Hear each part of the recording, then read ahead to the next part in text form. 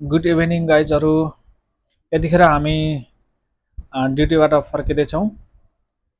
अहिले हामी मेट्रो स्टेसनमा आइपुगेका छौँ र मेट्रो पनि आइसकेको छ, देख्न सक्नुहुन्छ।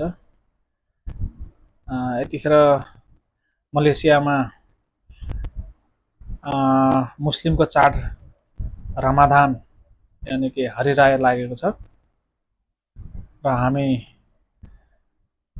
अगाडिपट्टि प्रवेश गरिसकेका छौँ, देख्न सक्नुहुन्छ। यहाँ यो मेट्रोमा ड्राइभर हुँदैन, यो अटोमेटिक इलेक्ट्रिकल हो।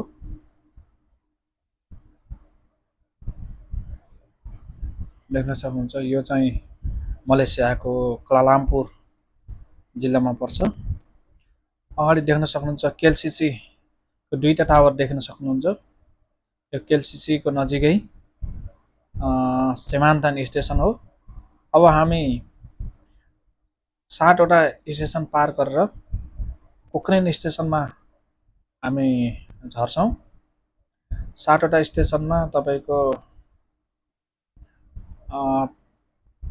2.5 रिङ्गेट लाग्छ 7वटा स्टेसनको।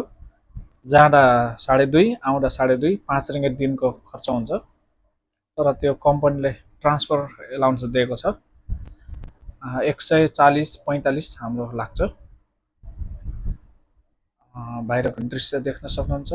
यो क्वालालम्पुर एरिया हो र हरियाली देख्न सक्छौँ। जङ्गल एरिया जस्तो पनि छ र पारिपारि यो क्वालालम्पुर एरिया पारिपारि देख्न सक्नुहुन्छ। यो जङ्गलमा अहिले बस्ती नभएको जस्तो एकान्त सुनसान देखिन्छ।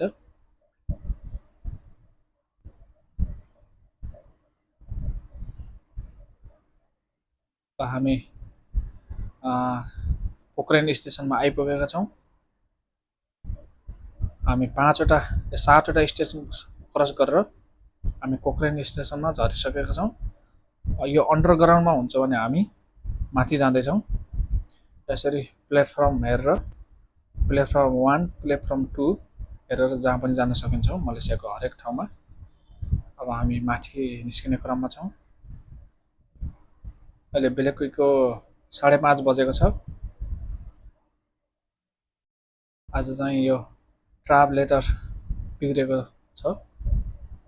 हामी चाहिँ निस्किँदाखेरि यसरी